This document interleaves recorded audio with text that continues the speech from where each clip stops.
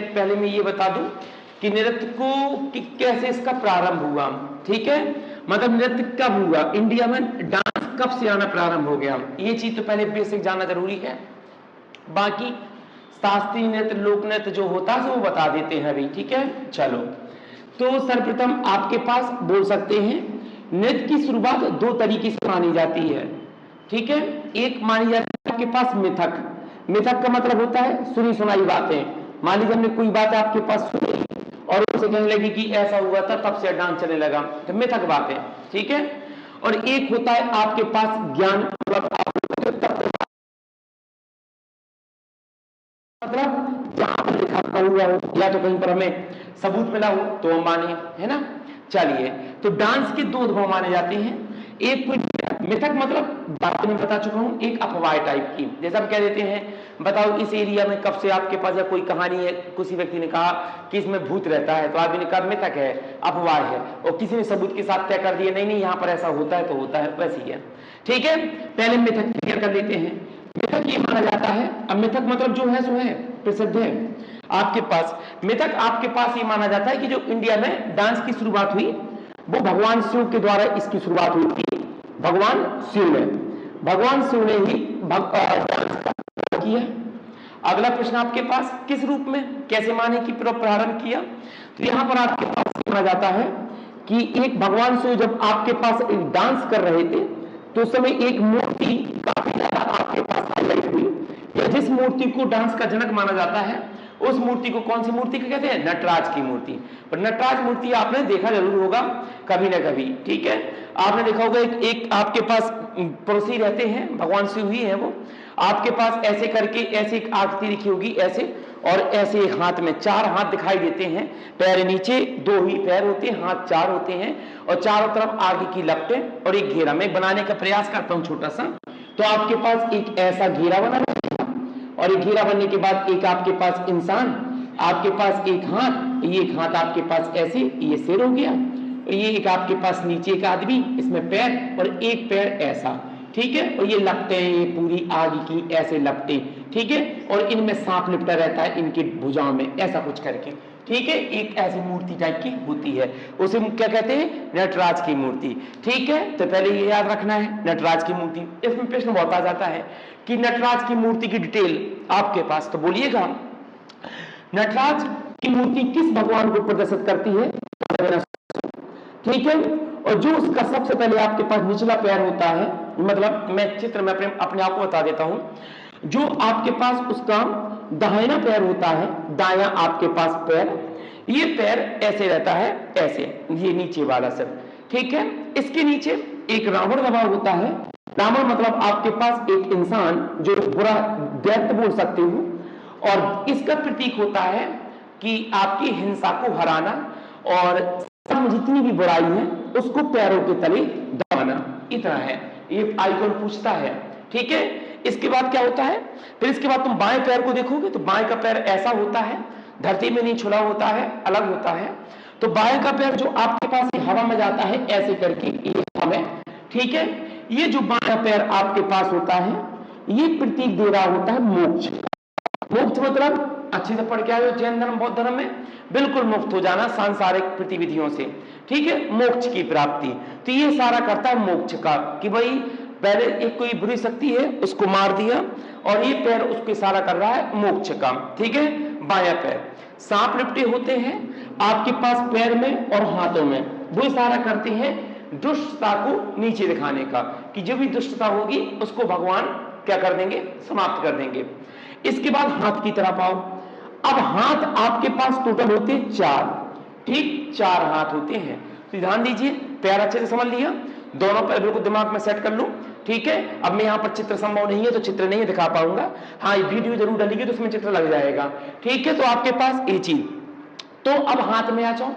जो बायां हाथ होता है, चार हाथ हैं, तो जो बायां हाथ होता है वो इस पैर की तरफ जाता है, बाएं पैर की तरफ ऐसे इशारा करते हुए, तो वो इशारा करता है बायां हाथ बाएं पैर की तरफ, पैर की तरफ मतलब मोक्ष की तरफ इशारा करता है बायां हाथ, क्योंकि वो दिखाता है कि बाएं पैर को देखिए और सबको एक दिन मोक्ष प्राप्त होना है, ये इशारा करता है।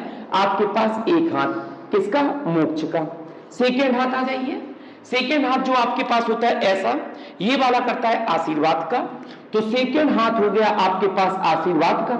तीसरा हाथ आ जाइए, अब 4 है तो 2 हाथ और होते हैं, एक इस तरफ एक इस तरफ। तो इस वाले हाथ में डमरू दिखाई देता है, ठीक है। तीसरे हाथ में आपके पास मिलेगा डमरू। भगवान शंकर ने जब डांस किया, डमरू बजाया, तो डमरू बजाने से पूरे संसार में स्वर निकले।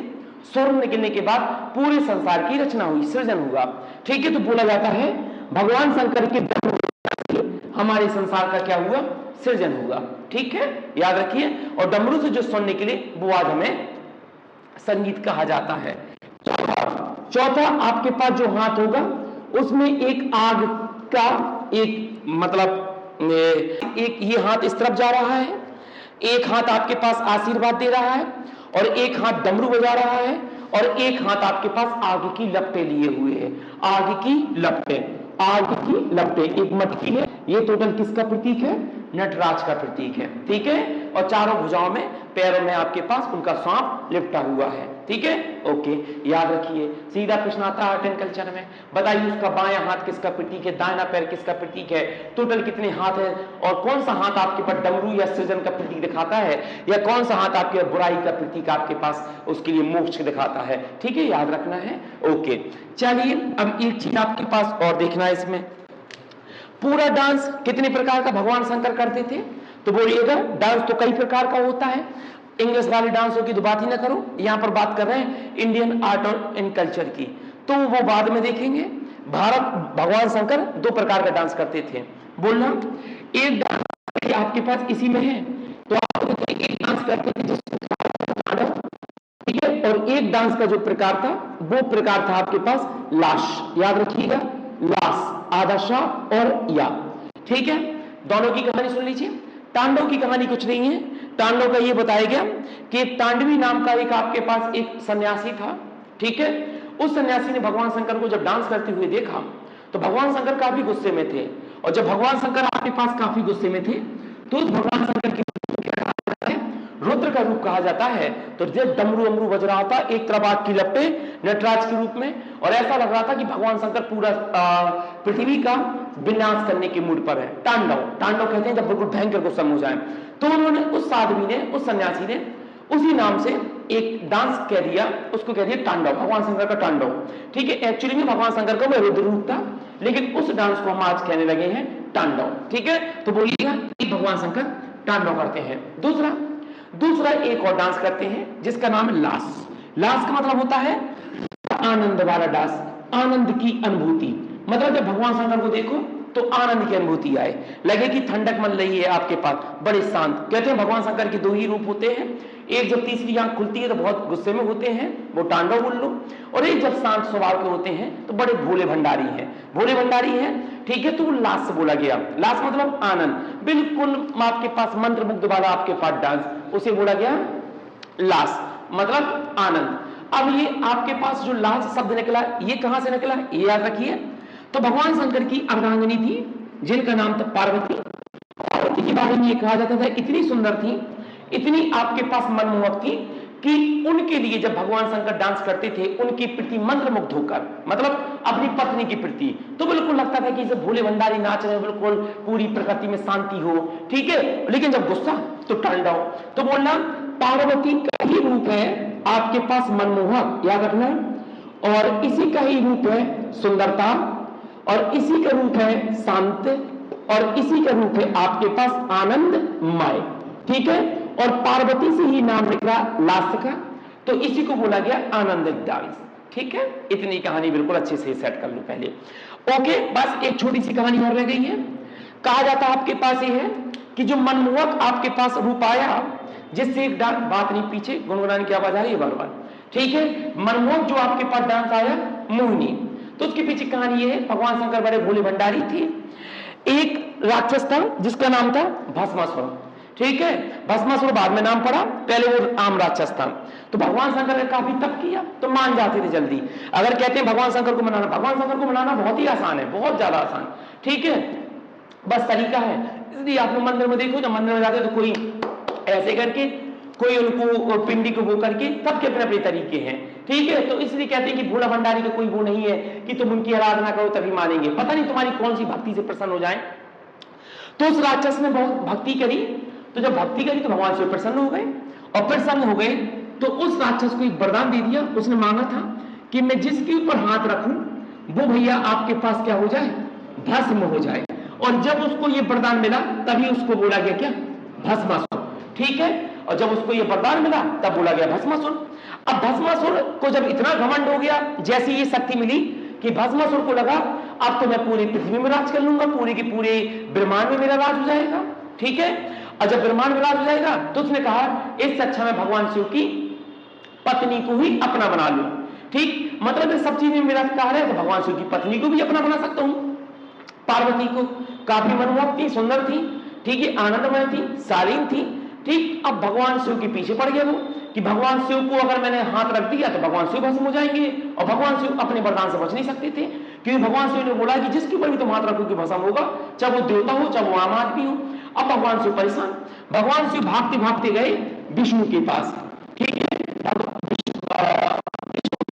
विष्णु से बोले महाराज मां से बचाइए, मैंने अपने एक व्यक्ति को, अपने एक भक्त को ऐसा वरदान दे दिया है, अब वो वरदान के पीछे मेरे पीछे पड़ा हो, कहीं उसने मेरे पर हाथ रख दिया तो मैं तो भस्म हो जाऊंगा, आप भी कुछ करिए।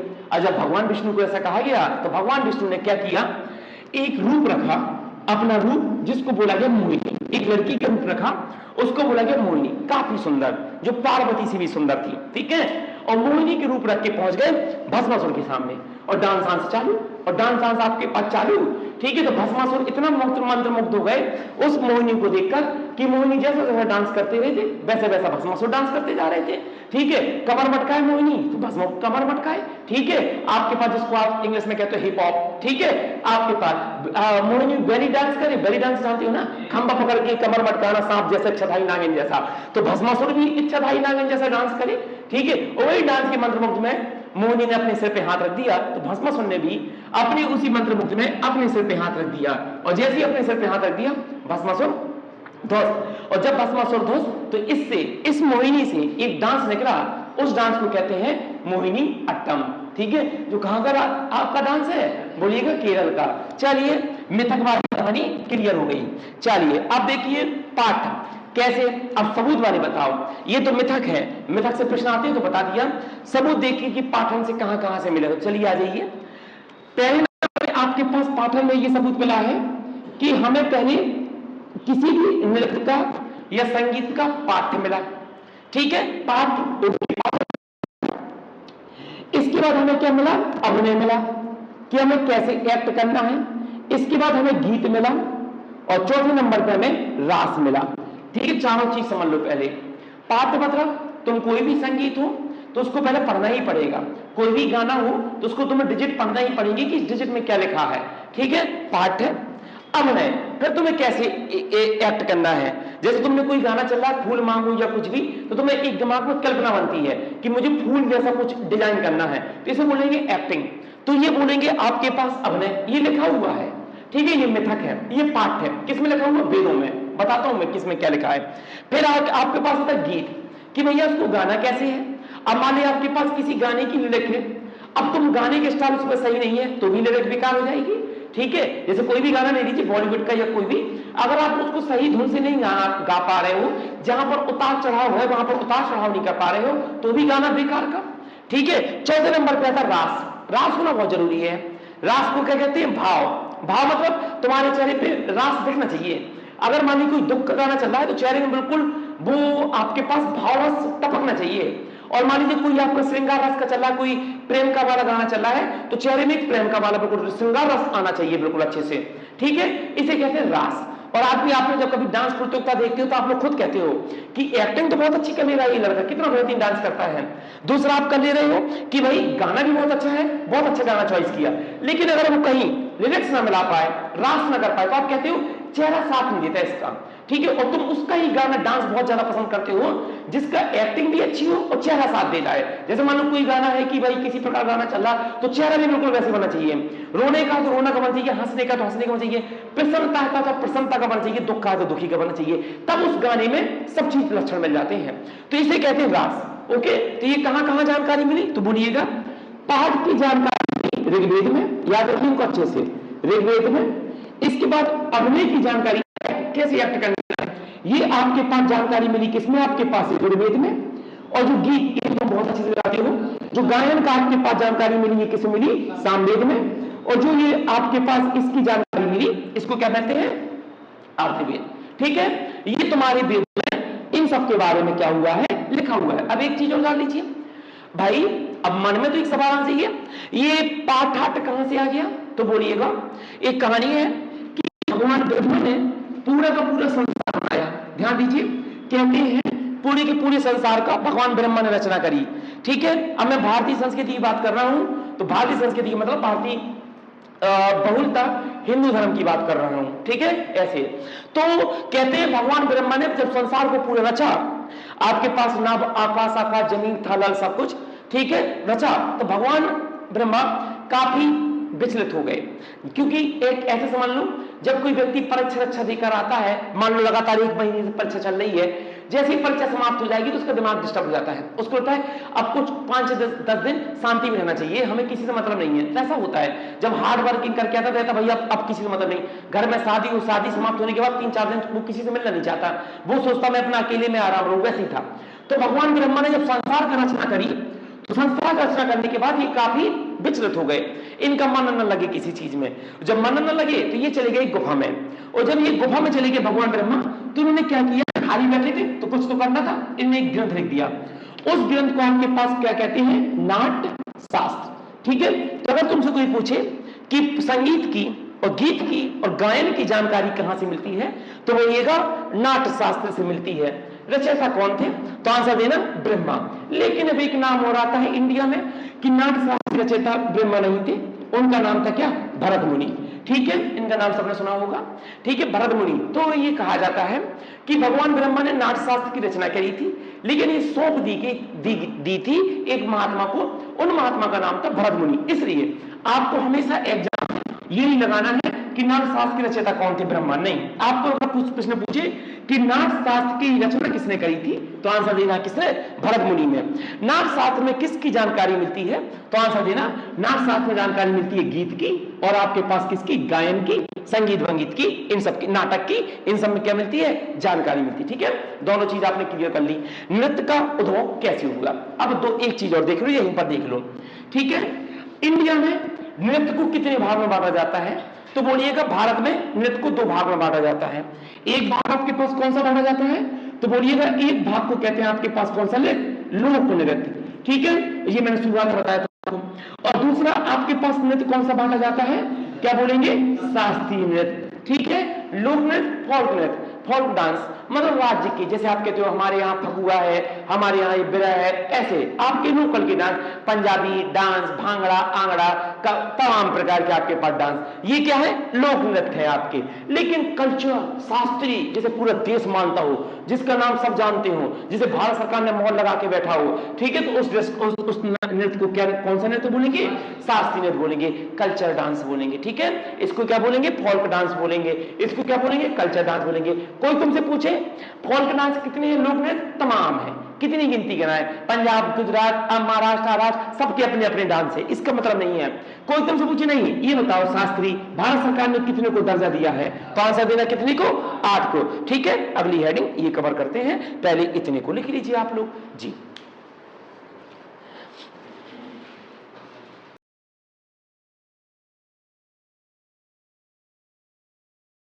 अब आपका शास्त्रीय नृत्य,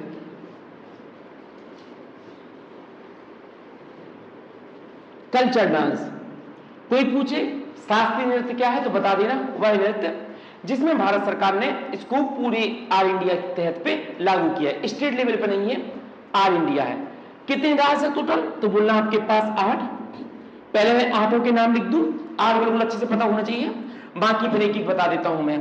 ठीक है, पहला, अब पहला नहीं मतलब क्रिमिनल नहीं है कुछ, बिल्कुल बताते चलता हूं मैं। आपके पास पहला मान लीजिए भरतनाट्यम, सबने नाम सुना होगा। दूसरा आपके पास जो नृत्य कथकली, ठीक है, और तीसरा जो आपके पास नृत्य मोहिनीअट्टम, याद रखिए, मोहिनी अट्टम। ठीक, चौथा जो आपके पास नृत्य कुचिपुड़ी, ठीक, ये आपके पास कुचिपुड़ी। अब इसके बाद आपके पास जो नृत्य है वो नृत्य आपके पास ओडिसी, ठीक है, ओडिसी। अगला नहीं है, अगला आपके पास नृत्य है कथक, ठीक है, और आपके पास कौन सा मणिपुरी, ठीक, और आपके पास कौन सा सत्रिया। ठीक है, हो गए कितने मिनट? 8। पहले ये 8 के अच्छे से नाम याद हो जाइए, 1 2 3 4 5 6 7 8। ठीक, ये 8 तुम्हारे कौन से नृत्य है? शास्त्रीय। मान लो कभी विकल्प में आ गया कुछ एक आध उठा दिए लोक नृत्य का और इनमें से एक आध दे दिए ये वाला, तो आप बोलोगे कि ये आपके कल्चर नृत्य है, बिल्कुल अच्छे से पता होना चाहिए। अब थोड़ा थोड़ा इनके बारे में जानकारी होनी चाहिए जिससे अगर प्रश्न अंदर पूछे तो बन जाए। पहली बात तो इतना अंदर नहीं पूछेगा, तुम्हारा इतने में काम चल जाएगा कि भरतनाट्यम कहां पर, कथकली कहां पर, मोहिनीअट्टम कहां पर, कुचिपुड़ी कहां पर है। ठीक है, लेकिन अब जब पढ़ रहे हो तो पूरा जान लीजिए, क्योंकि इससे तुम्हारे दिमाग में बैठ जाएंगी चीजें कि कहां पर क्या होता है। ओके, स्टार्ट करते हैं। पहले नंबर पे आपके पास आता है डांस भरतनाट्यम। ध्यान दीजिए बेटा, फर्स्ट नंबर का आपके पास डांस है जिसका नाम है आपके पास भरतनाट्यम। चलो आ जाओ। कोई पूछे भरतनाट्यम कहां पर मनाया जाता तो बोलना नहीं, समझा दीजिए पहले मुझे। भरतनाट्यम आप बोलेगी ये है तमिल साहित्य का। तमिल मतलब दक्षिण भारत।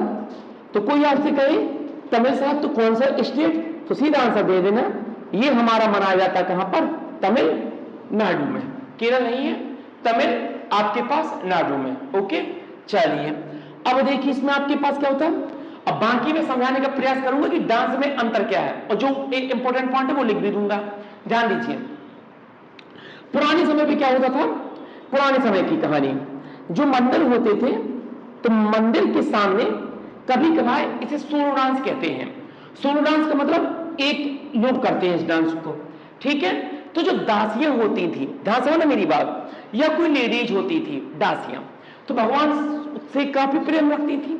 तो जब प्रेम रखती थी तो वो दासियां मंदिर में डांस किया करती थी, नृत्य किया करती थी।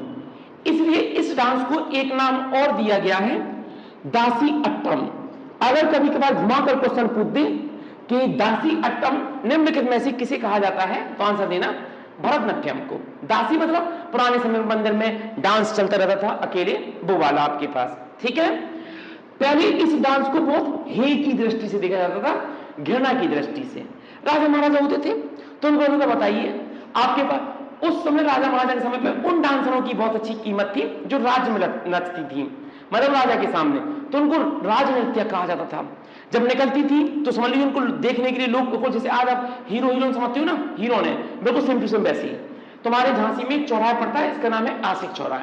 ठीक है, आशिक चौराहा तुम्हारा उसी नाम पे पड़ा, क्योंकि जो एक दो लड़कियां जो निकलती थी डांस करने की, तो कहते थे उसको देखने के लिए कई आशिक खड़े रहते थे चौराहे पे कि आपके पास बताओ नाग नृत्य जा रही है यहाँ से, तो बिल्कुल एक्ट्रेस समझ लो, बस तुम वैसे ही समझ लो कुछ। ठीक है, पुराने जमाने के भाई राजा महाराजाओं की नृत्य तो हीरोइनों से कम थे क्या? आज भारत सरकार तो नहीं, आज बॉलीवुड की नृत्य कैटी नटी क्या, तो वो हीरोइनों से कम है क्या? जहां पर चाहिए रेला लग जाए आदमी का, वही है। ठीक, तो दास नृत्य उन्हें हे की दृष्टि से देखा जाता था। जो राजा जो मंदिर में नच नहीं, मंदिर में आपके पास डांस करी, अब तुम ऐसे समझ लो वही कैट में कैट अगर किसी आईपीएल या कहीं पर डांस कर रही तो उसे प्रमोशन, वही तुम्हारी अगर तुम्हारे यहां पर गांव में ऑर्केस्ट्रा या कोई डांस करने वाले आ गए तो अगल पूरा गांव उन्हें गलत दृष्टि से देखता है। आदमी कहता बताइए ये इनको काम करने को मिला, पैसा कमाने को, ठीक है नच रही है यहाँ पर डांस में आपके पास, वही हीरो ने नचे तो प्रमोशन। आदमी कहता यार बताइए इतनी बड़ी एक्ट्रेस डांस कर रही, वैसे ही था बस कुछ। ठीक है, जो राज में नचती थी उनका अच्छा, और जो मंदिर में डांस कर रही कोई नहीं पूछता था। आदमी कहता था हे बताओ यार मंदिर में डांस करती जाती है बेकार, हे दृष्टि से। लेकिन समय पलटा, आज इसको हे दृष्टि से देखा जाता है, आज इसको देखा जाता है श्रेय की दृष्टि से। भारत सरकार में आज इसका सम्मान है जो व्यक्ति ये कला अच्छे से आपका जानता है। ओके, चलिए अब थोड़ा डांस के बारे में जान लीजिए, डांस में क्या विशेषता होती है। मैंने क्या बोला, थोड़ा सा एहसास करना, बाकी मैं सब भेज दूंगा भी चित्र एक एक करके। ठीक है, आपके पास मैं थोड़ा सा बता भी देता हूं, इसमें जो घुटने हैं वो सर्वाधिक आपके पास झुकाए जाते हैं, जो भी आपके पास घुटने हैं सर्वाधिक मोड़ लिए जाते हैं। ऐसे समझ लो कि आपके पास ऐसे नहीं तो इसको ऐसे करके, ये ऐसे और ये ऐसे, ऐसे करके, ऐसे, ये मान लो मेरे पैर है कि ऐसे घुटने।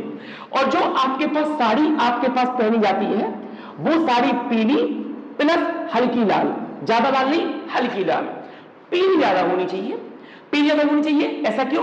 क्योंकि जब ये डांस होता है, ठीक है, तो पूरे येलो कलर की साड़ी और उसमें बस बीच में लेयर निकली है रेड कलर की, और जब लड़की डांस करती है आपके पास नृत्य तो ऐसा लगता है कि चारों तरफ आग बरस रही है, आग या गोला ही गोला आग का। जब डांस चलती है जैसे उसने ऐसे हाथ हिलाया तो वो जो पूरी की पूरी चुनर है पीली साड़ी की खुलती चली जाएगी पड़ता, एकदम से समेटा बस लगेगा, आग की लपटें खुली और वापस आ गई। और जो बीच में रेड, जो रेड है उसका आइकॉन, जो बीच में एक उसका डिजाइन दिया है साड़ी का, वो लगता है यहां से आप शुरुआत हो रही है। तो आप बोलना आपका ये किसकी प्रतीक है? आग का प्रतीक। कहां पर होता है? तमिलनाडु में। इस नृत्य को क्या कहते हैं? दासी अट्टम भी कहते हैं। और तुमसे ये नहीं पूछेगा घुटने सर्वाधिक मोड़े जाते नहीं मोड़े जाते, बस इतना याद रखिए, ठीक है। चलिए नेक्स्ट आपके पास इनकी कुछ एक दो नृत्यों का नाम देख लीजिए। तो एक नृत्य का आपके पास नाम आपके पास बहुत ज्यादा आपके पास आता है, रुक्मणी देवी। तो बोलिएगा ये नाम तुम्हें सब याद रखने हैं, रुक्मणी देवी। और एक नाम आता है अरुंधाले, अरुंधाले, ठीक है, ये आपको नाम याद रखना है। ये चीज आपके पास भरतनाट्यम।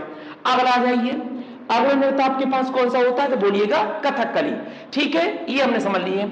ये आपके पास भरतनाट्यम क्लियर। सेकेंड जो आपके पास नृत्य होता है इसको बोलते हैं कथकली, ठीक। कहां पर किया जाता है? तो बोलिएगा कथकली जो आपके पास डांस होता है ये कहां पर होता है? केरल में आपके पास होता है कथकली का आपके पास डांस, ठीक है। ओके चलिए भैया, हाँ अब इसको देखिए, ये आपके पास कथकली में आपके पास क्या होता है, समझना इसकी कहानी क्या है। ये केरल में होता है, तो केरल में तुम्हें दो डांस याद रखना है, एक कथकली और एक आपके पास कौन सा? केरल। और भरतनाट्यम में जो आपके पास डांस होता है ये कहां पर होता है? डांस देना आपके पास तमिलनाडु में। अब कथकली, जब कथकली आपके पास कराया जाता है तो ध्यान समझना, एक मुखौटा टाइप का होता है, मतलब चेहरे को इतना सटीक डिजाइन कर दिया जाता है। ये है, मान लीजिए आपके पास एक चेहरा है और ये चेहरा आपके पास आंखें हैं, ये आपके पास ये है। अब इसके नीचे यहां पर नाक के पास में लाल लाल आपके पास एक दाग टाइप लगा दिया जाता है ऐसे, और इसके ऊपर आंखों के पास में आपके पास काला काला धब्बा टाइप का ऐसे करके, पूरा ऐसे करके आपके पास, ठीक है। और पूरा मुखौटा पहना दिया जाता है बड़ा सा, और पूरा कलर पोत दिया जाता है। इसमें दो विशेषताएं इस कथकली की, एक विशेषता आपके पास होती है हीरो की और एक विशेषता होती है आपके पास विलन की। मतलब एक साथ दो आकृतियां दिखाई जाती हैं चेहरे के। डांस करते करते बिल्कुल एक दूसरे, पूरा चेहरा सजा हुआ है, ये रंग पुता, ये रंग पुता, ये लाल आपके पास एकदम से ऐसे कर दी, आंख चढ़ा दी आपको ऐसे करके पूरा, तो लगेगा कोई विलन है। देखो शांत स्वभाव वाला, अब जो हो गया तो हो गया, ठीक है। ये बनेगा आपके पास हीरो वाले। इसको बोलता है किस डांस में हीरो और विलन या पोचा और कैथी के दोनों का मिश्रण करके बताया जाता है। तो आप बोलोगे किसमें? इस वाले में, किसमें? कथकली में। ओके याद रखिए, केरल। ओके चलिए, इसकी प्रमुख नृत्यकर्ता एक का नाम बहुत ज्यादा प्रसिद्ध है, जिनका नाम क्या है? रागिनी देवी, याद रखा है इनका नाम। अगला रही आपके पास तीसरा मैं ये देता हूं क्योंकि ये केरल में है, आपके पास मोहिनी अट्टम। इस डांस को आपके पास देखिए, कुछ नहीं है इसमें आपके पास मोहिनी अट्टम में। कहां पर? तो बोलिएगा मोहिनी अट्टम जो आपके पास डांस किया था केरल में, ठीक है। उत्पत्ति कैसे हुई पूरी कहानी बता चुका हूं। वह भगवान विष्णु ने मोहिनी का रूप लिया था, तो मोहिनी के रूप में आपके पास इस डांस की उत्पत्ति हुई। कहां पर सर्वाधिक इसको माना जाता है? तो आंसर देना, ये आपके पास मोहिनी अट्टम है, यहां पर आपके पास एक केरल है। इसमें दो चीज का मिश्रण किया गया, एक मिश्रण किया गया आपके पास किसका? कथकली का, और प्लस आपके पास मिश्रण किसका किया गया है? भरत आपके पास नाट्यम का। इन दोनों का क्या किया गया? आपके पास मिश्रण किया गया। दोनों का रूप है। तो प्रश्न पूछता है आपके पास कि कथकली और मोहिनी भरतनाट्यम का मिश्रित रूप किस डांस को कहा जाता है? तो आंसर देना किसको आपके पास? मोहिनी अट्टम को कहा जाता है। इसकी उत्पत्ति कैसे हुई थी? तो बोलिएगा भगवान विष्णु ने जब आपके पास एक मोहिनी का रूप धारण किया था तब इसकी क्या हुई थी? उत्पत्ति। ठीक है, अगला, ये डांस इतना पॉपुलर तो ठीक है, शास्त्रीय नृत्य है, इसमें जो अदाकारा है, जो नृत्यकारा है, वो ज्यादा पॉपुलर है, जिसके कारण से क्वेश्चन बहुत ज्यादा पूछे जाता है। नाम सुना होगा बसंती। बसंती का नाम क्या था? हेमा मालिनी। ठीक है, तो आप बोलोगे हेमा मालिनी कौन सा डांस करती थी? ये करती थी, जब तक वो ये अदाकारा थी। अब तो वो राजनीति में चली गई हैं, अब उन्होंने फिल्म में छोड़ दी हैं। ठीक, तो हेमा मालिनी इसी डांस को करती थी, किसको? मोहिनी अट्टम को, याद रखना। अगला आपके पास डांस कौन सा आएगा? कुचिपुड़ी। कुचिपुड़ी आपके पास डांस कहां पर किया जाता है? तो आंसर देना आपके पास कहां पर? आंध्र प्रदेश में। इसको देखिए, ठीक है, ओके। आपके पास कुछ चौथे नंबर का कुची, आपके पास पूरी, याद रखना, ये डांस आपके पास होता है आंध्र प्रदेश का। ठीक है, बहुत अच्छे समझिए। मैं चाहता तो मैं सीधे बता देता और स्टेट के नाम लिखा देता, कोई मतलब नहीं था। मैं सिर्फ इतना चाह रहा हूं कि तुम्हें चीजें बैठ जाएं। तुम्हें अगर थोड़ा भी याद रहा, कथकली में हीरो प्लस विलन की दोनों क्या करती? कथकली। ठीक है, मोहिनीअट्टम कथकली प्लस भरतनाट्यम। कोई पूछे भरतनाट्यम क्या है तो बता देना एक दास वाला नृत्य, दास मतलब दासी अट्टम, उसके बाद उसको भरतनाट्यम बोला गया, ऐसे। ठीक है, कुचिपुड़ी आपके पास देखिए, ये आंध्र प्रदेश का आपके पास नृत्य है। इसमें क्या किया जाता है? इसमें आपके पास सुनो, ये कहानी कैसे हुई थी। एक गांव था, हर चीज की शुरुआत हुई है। उस गांव का नाम था आपके पास कुचिपुरम, और इस कुचिपुरम में 15 ब्राह्मण रहते थे। तो 15 ब्राह्मण अपनी जीविकोपार्जन के लिए, मतलब खाने पीने के लिए अपनी कुछ कलाएं दिखाते थे। तो ये कलाएं इतनी अच्छी उनकी पॉपुलर हो गई 15 ब्राह्मणों की कि वो डांस बन गया। क्या करते थे कलाओं में? ये कपड़े अपने पहने, कपड़े अपने पहनने के बाद ये क्या करते थे? 3 चीज करते थे आपके पास। सर्वप्रथम एक मेंढक की कहानी सुनाते थे। मेंढक की कहानी कौन सी? ध्यान देना, इसमें क्या तो बोलना, एक मेंढक की कहानी सुनाई जाती है। मेंढक की कहानी कैसा कि मेंढक एक बार उसको नदी पार करना था, मेंढक को एक आदर्श कहानी है, उसका सीख क्या मिली, बस वो सिखाया जाता है। ठीक है, आप देखते हो आदमी अपने हिंदू धर्म में कई प्रकार की कथा होती है। आदमी कहता करवा चौथ में सती वो कथा करा लो, ये कथा करा लो, वो सब वगैरह खंडरा मार करा लो, सब उसका मेन उद्देश्य है आदर्श। ठीक है, तो मेंढक ने बिच्छू से कहा मुझे नदी पार करना है।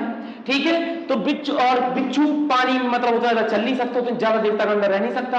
तो बिच्छू ने कहा कि ठीक है, मैं पार, मुझे भी पार करना है। तो मेंढक ने कहा मैं तुझे पार करा दूंगा, ऐसी कोई बात नहीं है, लेकिन तू मुझे डसना नहीं। तो बिच्छू ने कहा मैं तुझे नहीं डसूंगा। मेंढक ने कहा ठीक है, बैठ जा मेरी पीठ में। मेंढक चलता गया चलता गया चलता गया, नदी पार होती गई, आधी नदी पहुंच पाए, बिच्छू ने डंक मार दिया। जब बिच्छू ने डंक मार दिया तो मेंढक ने बोला बिच्छू से कि तुमने वादा किया था ना मुझसे कि मैं तुम्हें डंक नहीं मारूंगा, और मैं तुम्हें नदी पार कराने के लिए तैयार था। तो बिच्छू ने बोला कि मैं तुम्हें डंक तो नहीं मारना चाहता था, लेकिन मैं क्या करूं, मेरी फितरत में वो चीज है, अब वो एकदम से मुझे याद नहीं रहा, डंक मार दिया। ठीक है, तो इस कहानी से ये सीख मिलती है कि तुम किसी बुरे व्यक्ति को कितना भी भला कर लो, अगर मौका पड़ा और नहीं पड़ा तो उसकी आदत में अगर वो चीज है तो वो कभी ना कभी अपनी अक्स दिखा देगा, कुत्ते की पूंछ की तरीके से। ये उसका आदर्श है। ठीक है, तो मेंढक की कहानी ये दिखाई जाती है। अगला इसमें क्या किया, एक थाली ले ली जाती है। ध्यान समझना, थाली जिसमें आप आटा मारते हो, कुपरिया बोल लो उसको, थाली से थोड़ा बड़ा। ठीक है, उसमें ये क्या करते हैं अदाकारा ब्राह्मण, ये ब्राह्मण एक थाली की, ये थाली है मान लो, एक पैर रखते हैं इस तरफ और एक पैर रखते हैं इस तरफ, पूरा संभाल लेते हैं उसको, थाली को। अब अपने ऊपर एक रखते हैं मटका 4-5 और उसमें दिया, और फिर होता है डांस। तो आदमी बैलेंस देखता है कि कितना सटीक बैलेंस, पैर जमीन पे नहीं पड़ रहा, थाली से ही डांस कर रहा, थाली घूम रही, पूरी थाली नमक जाती है, लेकिन थाली में पैर, और मटकी नहीं गिरने दे रहा और मटकी में दिया नहीं गिरने दे रहा है। तो बोलना आपके पास थाली में पैर रखकर, सिर पे मटकी प्लस आपके पास दिया रखकर उनका संतुलन बनाए रखना इसमें किया जाता है। तीसरा क्या किया जाता है, अगर थाली नहीं है तो ये क्या करेंगे, अपने अंगूठे में रंग लगा लेंगे, रंग। ठीक है, फिर एक आकृति बनाएंगे, डांस करते करते ऐसे ऐसे आपके पास पूरे डांस करते जाएंगे, एक चित्र बनाएंगे, आकृति बनाएंगे, जैसे कल्पना करके कि मान लो कोई आकृति बना रहे मोर की, तो मोर की आकृति बनाएंगे, उसी पैर से डांस होते चला जाएगा और दिया नहीं गिरने देंगे, ये वाला डांस। तो इस वाले डांस को आपके पास क्या बोलोगे, इसमें पैर के अंगूठे से आकृति या आपके पास टेढ़ी मेढ़ी लाइनें आपके पास खींचकर एक आकृति निर्माण करना किस डांस में होता है? तो आंसर देना किसमें? कुचिपुड़ी में आपके पास होता है। ठीक है, याद रखिए इनको आपके पास। ओके, चलिए नेक्स्ट आ जाइए आपके पास कौन सा? उड़ीसी। उड़ीसी आपके पास देख लीजिए। अब उड़ीसा में आपको पता ही है ओडिसी डांस कहां पर है? तो आंसर देना आपके पास कहां पर? उड़ीसा में। ठीक है, इसकी क्या कहानी? कुछ नहीं, छोटी सी कहानी है इसकी। ये डांस आपके पास किया जाता है जो आपके पास ओडिसी, तो बोलना ये डांस किया जाता उड़ीसा में। कैसे हुआ? तो बोलिएगा जब भगवान विष्णु ने कृष्ण को अवतार लिया था, क्योंकि बोला जाता है पहले सतयुग था, हरि भगवान विष्णु, द्वापर, फिर आया आपके पास त्रेता युग, मतलब भगवान राम, फिर आया आपके पास त्रेता युग भगवान कृष्ण। ठीक है, तो बोलना जब भगवान विष्णु ने, ध्यान समझना, भगवान विष्णु ने भगवान कृष्ण का रूप लिया तो उस वहां पर एक मंदिर आपके पास प्रसिद्ध हुआ, जिस मंदिर का नाम क्या था? जगन्नाथपुरी। कल आप सब पढ़कर आए हो। तो जगन्नाथपुरी में जो सभ्यता आज तक चली आ रही है उसको कहा जाता है आपके पास क्या था? उड़ीसी। ठीक है, याद रखिए इसकी दो चीज बहुत अच्छे से पूछता है। एक पूछता है इस उड़ीसी का जिक्र कहां मिलता है? तो बोलिएगा एक उदयगिरी प्लस आपके पास खंडागिरी की पहाड़ियों में, प्लस तुमने उड़ीसा में एक मंदिर का नाम बहुत सुना होगा, सूर्य मंदिर। और सूर्य मंदिर को कौन सा मंदिर कहते हैं? कोणार्क का मंदिर आपके पास इन पे। ठीक है, उदयपुरी से उदयपुर मत समझ जाना कि राजस्थान वाला उदयपुर पहुंच जाओ। उदयगिरी की आपके पास पहाड़ियां आपके पास उदयपुर में, वहां पर है उड़ीसा में उदयगिरी की पहाड़ियां, उदयपुर की पहाड़ियां नहीं, और खंडगिरी की पहाड़ियां। यहां पर तुमने एक अभिलेख का नाम सुना होगा, हाथी गुम्बा का अभिलेख, यही है। उदयगिरी की पहाड़ियां उतनी प्रसिद्ध नहीं हो पाई जितनी अजंता और एलोरा की गुफाएं हो गई, लेकिन है बिल्कुल सेम टू सेम। पहाड़ों को काटकर पहाड़ों के अंदर ही अंदर आकृतियां बनाई गई, मंदिर बनाए गए, छोटे छोटे से स्थान आवास बनाए गए, ये सब चीजें। ठीक है, कभी यूट्यूब में समझ मिलना आप लोग आज अजंता और एलोरा की गुफाएं डाल के देखना, दिमाग घूम जाएगा तुम्हारा अजंता एलोरा की गुफा देखकर कि बताओ महाराजाओं के लिए कैसे रहने के स्थान होता था, कैसे लोगों को पत्थर में खाना खवाते थे, जो बताओ जो सेम टू सेम आज भी बनाए वहां पर सब चीजें। तो पहाड़ों को बीचों बीच में खोद के मंदिर बना देना उसी में यहां पर। तो उदयगिरी बिल्कुल अजंता एलोरा जैसा, तो उदयगिरी की और खंडगिरी की पहाड़ियां और सूर्य मंदिर की कोणार्क के मंदिर में जिस शैली की चर्चा आपके पास सर्वाधिक की गई है उसका नाम क्या है? ओडिसी। अगला नहीं है आपके पास कथक, इसको मत भूलिएगा, ये तो तुम्हारे स्टेट का है। तो बोलिएगा कथक आपके पास कहां पर होता है? तो आंसर देना उत्तर प्रदेश। अब मैं वही लिख दे रहा हूं, ठीक है। तो बोलना कथक नाम क्यों पड़ा? कथक भी कहते हैं, कथक भी कहते हैं, क्या है ये सब? ठीक है, तो बोलना कथक नाम पड़ा हमारे उत्तर प्रदेश में एक कार्यक्रम होता है, उस कार्यक्रम का नाम क्या है? रास लीला। रामलीला नहीं, रामलीला और रासलीला में अंतर है। रामलीला भगवान राम और रासलीला कृष्ण। ठीक है, तो रासलीला करते समय जो विद्वान होते हैं, जो गायक होते हैं, वो कथा भी कहते हैं कि भगवान कृष्ण आपके पास गए, मैया यशोदा आपके पास, ये राधा थी, ये सब कुछ, तो कथा कहने वाला। तो कथा कहने वाले से ही इस डांस का नाम लिख रहा कथा। तो बोलिएगा कथक का अर्थ क्या है? कथा कहने वाला। कथा कहने वाला कहां का है? उत्तर प्रदेश का। इसकी उत्पत्ति कहां से हुई? तो बोलिएगा रासलीला से, मथुरा और आपके पास किससे? वृंदावन से। ठीक है, और इंपोर्टेंट पॉइंट, एक इंपोर्टेंट पॉइंट और है, इसको पूर्व की गाथा कहा जाता है। पूरब मतलब अपने पूरब के भारत की गाथा। वह डांस बताओ जिसमें डांस करते करते एक कहानी बताई जाती है, ऐसे हुआ ऐसे हुआ ऐसे हुआ, और डांस बोलते चल जाएगा। आपने ऐसे देखा होगा दिन तक ऐसे पूरा करके, ये यही होता है कथक में आपके पास। ठीक, तो कथक में आप बोलोगे इसको क्या कहा जाता है? पूर्व का गाथा। अब तुमने इसका फिल्मों में रोल बहुत देखा होगा कथक का, कथक नहीं, चलिए मैं एक आध सीन बताता हूं, तुम्हें याद आ जाएगा, किसी न किसी फिल्म में दिखाए जाते हैं। तुमने देखा होगा कभी कभार डांस प्रतियोगिता हो जाती है, और डांस प्रतियोगिता में एक बैठ जाएंगे बगल में वो ढोल बजाने वाले। ठीक है, अब ढोल बजेगा, ढिंचक ढिंचक ढिंचक ढिंचक ढिंचक, ढोल बंद, और जितनी देर तक ढोल बजेगा उतनी डांस करेगी नृत्यका। ठीक है, डांस धम धम धम धम धम धम धम था, फिर वो रुकेगी, तुम करो, फिर वो ढोल जब पड़ा पड़ा पड़ा पड़ा पड़ा, ठीक है, फिर उसके बाद सामने ढोल नृत्य, ढोल नृत्य, ढोल नृत्य। तो आपके पास ढोल और नृत्य के बीच में स्पर्धा स्पर्धा दिखाई जाती है, स्पर्धा कि तुम ढोल ज्यादा बजा लोगे या मेरी घुंघरू पहले टूटेगी। ठीक है, तो घुंघरू ढोल, घुंघरू ढोल, पहले ढोल फिर डांस, फिर ढोल फिर डांस, फिर ढोल फिर डांस, फिर उसके बाद जब एंड आता है तो यहाँ ढोल वाला नहीं रुकता, ढोल फटर फटर फटर, यहाँ डांस वाला नहीं रुकता, आपके पास डांस ही डांस, डांस ही डांस, डांस फिल्मों में दिखाया जाता है। उसके बाद फिर एक को हारी बनाई जाती है, या तो लड़की स्टेज पे गिर जाती है या फिर ढोल वाला अपना हारी बना लेता है, ढोल बंद हो जाता है। इसे कहते हैं कथक। ठीक है, ढोल और नृत्य की कंपटीशन, याद रखना, पूर्व की गाथा कहे कथक लगाना, ढोल और नृत्य के बीच में कंपटीशन कहे कथक लगाना, कथा कहने वाला कथक लगाना, रासलीला से उत्पन्न शास्त्रीय नृत्य कौन सा है तो कथक लगाना, उत्तर प्रदेश का शास्त्रीय नृत्य कौन सा है तो कथक लगाना। मणिपुरी, मणिपुरी आपके पास क्या बोलना, मणिपुर में बड़ा सिंपल सा है। मणिपुरी क्या करते हैं ये लोग एक तुम ड्रम देख लो, ड्रम, या फिर तुम याद करो जब अपने यहाँ गांव में शादियां होती हैं तो कुछ लोग बाव बनते हैं, और जब बाव बनते हैं तो कुछ लोग एक चोला टाइप का पहन लेते हैं, ऐसा मतलब पेटीकोट टाइप का। ठीक है, अब वो पेटीकोट नहीं होता, वो होता है ढोल जैसा, जैसे तुम समझ लो टंकी, एक तुम बड़ा टंकी टाइप ले लो प्लास्टिक का ऐसा पहन लेंगे, सूप ऊपर टाइप का लगा लेंगे और यहां से यहां तक पूरे ढोल, तो ये ढोल दिखता है ऐसा ढोल, समझ रहे मेरी बात, ढोल टाइप का आपके पास डांस बेटा। वो मणिपुर का हंसी वाली बात नहीं है, बोलो तुम्हारे मोहम्मद की डांस देखिए बुंदेलखंड के तो उन्हें हंसी आ जाए। ये कौन सा डांस है, चल रहा बाबा बन रहे, लड़का गया ब्याह करने और यहाँ मम्मी पापा, मम्मी अम्मी उनकी मौसी औसी बाबा बनी घूम रही, ठीक है, सूप ऊपर लेके बिल्ला लेके बाबा, तो उन्हें हंसी आ जाए। सब ये डांस है अपने देश के, ऐसे तो हंसी वाली बात नहीं है। तो वो ढोल, तो बोलना मणिपुर में क्या होता है, ढोल प्लस आपके पास आत्मा का मिलन, मतलब आत्मा मतलब जो व्यक्ति और जो ढोल पहना। अब ये प्रसिद्ध क्या हो गया, और कुछ नहीं आना इसमें, प्रसिद्ध इसलिए हो गया इसमें एक व्यक्ति का नाम जुड़ गया। उस व्यक्ति का नाम क्या था, रविंद्रनाथ टैगोर। रविंद्रनाथ टैगोर ने एक स्थापना करी थी, उस स्थापना का नाम तुमने देखा होगा, शांति निकेतन आश्रम। शांति निकेतन आश्रम में रविंद्रनाथ टैगोर ने मणिपुरी को अलाउ कर दिया था। उसने कहा था मेरे शांति निकेतन में मणिपुर डांस हुआ करेगा। और जब रविंद्रनाथ टैगोर ने जैसे ही इस डांस को साइन किया शांति निकेतन आश्रम में होने के लिए, सोचो जैसे आपकी साबरमती आश्रम था, फीनिक्स आश्रम था महात्मा गांधी का, और कई महात्मा गांधी इन डांस में से एक ये कह जाते कि मेरे शाम के या हर 10 दिन में मेरे साबरमती आश्रम में कुचिपुड़ी करा दिया करे, तो कुचिपुड़ी नाम पे महात्मा गांधी पहले जुड़ जाते। अगर वो डांस प्रसिद्ध ना होता तो भी डांस प्रसिद्ध हो जाता, क्योंकि महात्मा गांधी कराते थे।